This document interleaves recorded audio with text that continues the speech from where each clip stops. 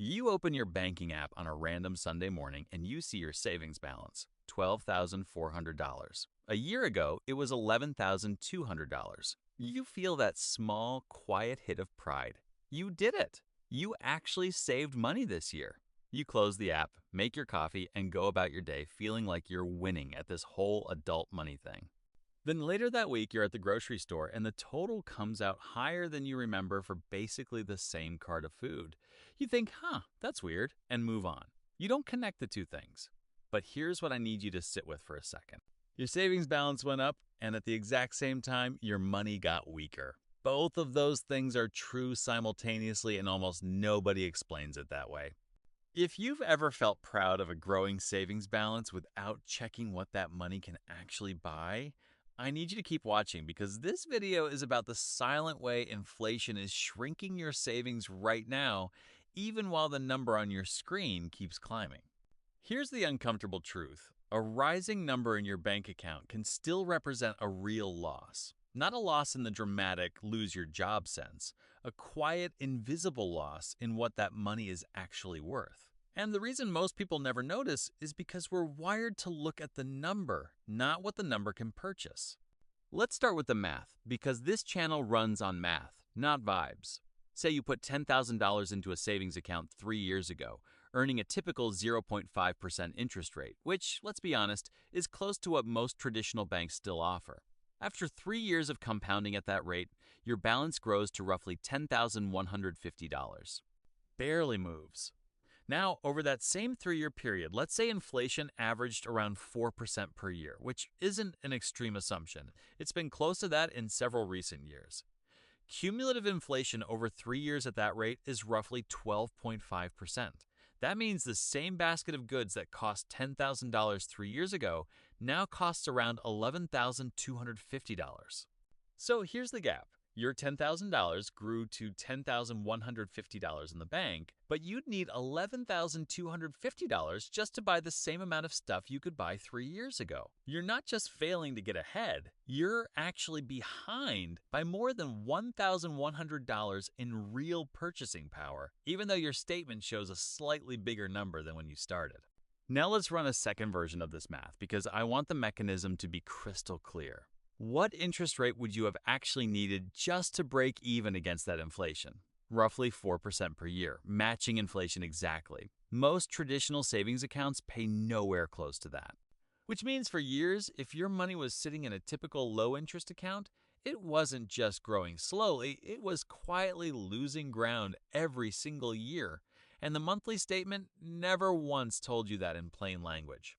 Psychologists and economists have a name for why this feels so invisible. It's called the money illusion, a well-documented behavioral tendency where people evaluate their financial situation based on the nominal number they see rather than its real inflation-adjusted value. Nobel laureate economists, including Irving Fisher, wrote about this concept decades ago. And modern behavioral economics has confirmed it repeatedly. Your brain sees $12,400 and reads that as progress because $12,400 is bigger than $11,200.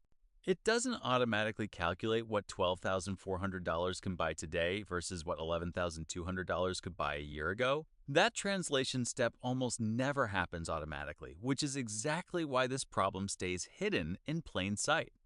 So now that you understand the mechanism, let's talk about how to actually protect your savings from it.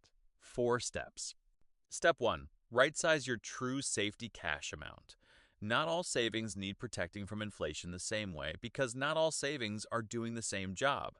Your true emergency fund, the 3 to 6 months of expenses meant for job loss or unexpected disaster, needs to stay liquid and accessible.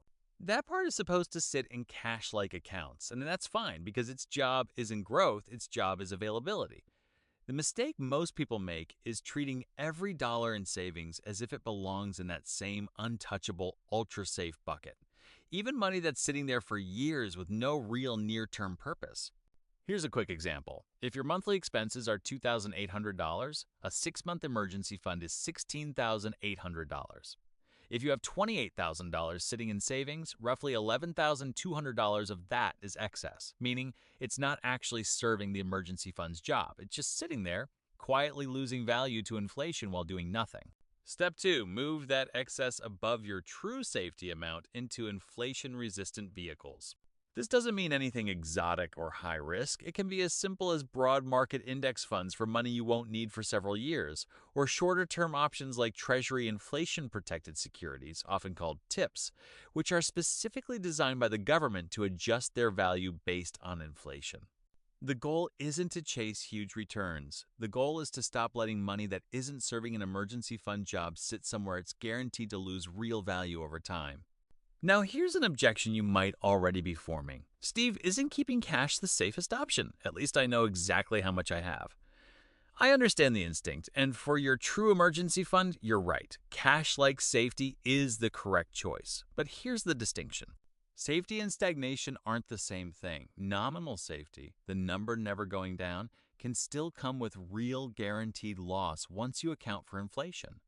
For money beyond your true safety cushion, the safe choice of doing nothing is actually the riskier choice in disguise, because the risk of inflation eroding your money is close to guaranteed, while market volatility over a long enough time horizon has historically been temporary. Step 3.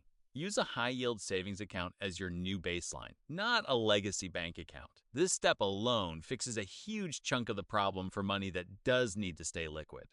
Many traditional banks still pay under 1% on standard savings accounts, while numerous online high-yield savings accounts have offered rates multiple times higher, sometimes approaching or even matching a meaningful portion of inflation on their own.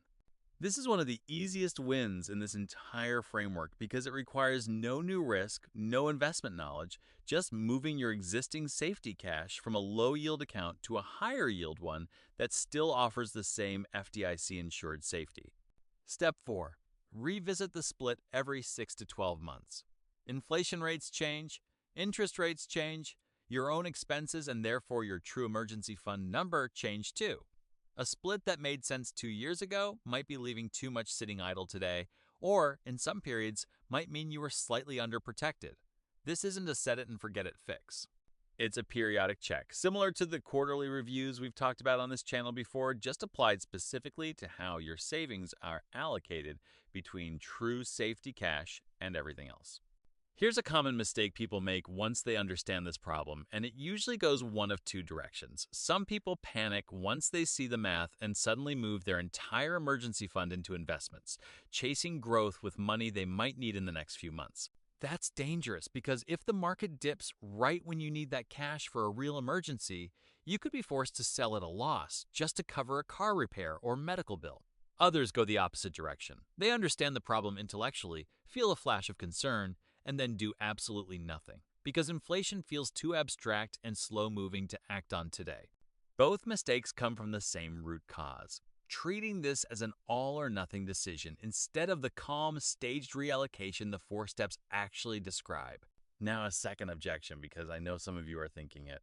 Isn't this all too small to matter compared to just earning more? Fair question. And increasing income absolutely matters. This channel has an entire video on that. But here's the thing about this specific fix.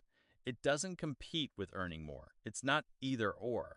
Protecting existing savings from a guaranteed erosion is a completely separate lever from growing income, and ignoring one doesn't make the other more effective. In fact, the more your income grows, the more this problem compounds, because a bigger savings balance sitting in a low-yield account just means a bigger dollar amount quietly losing real value every year.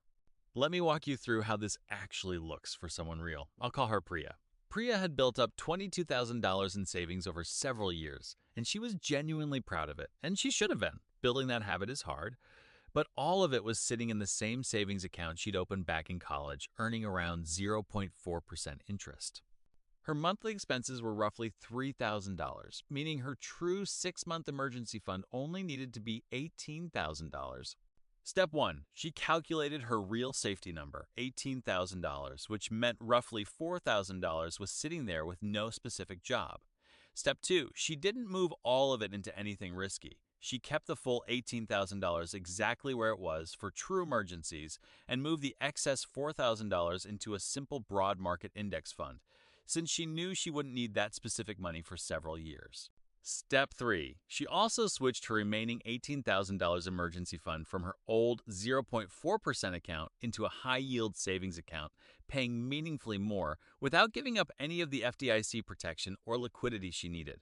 6 months later, at her first check-in, her emergency fund had earned noticeably more interest than it ever had in her old account, without any added risk.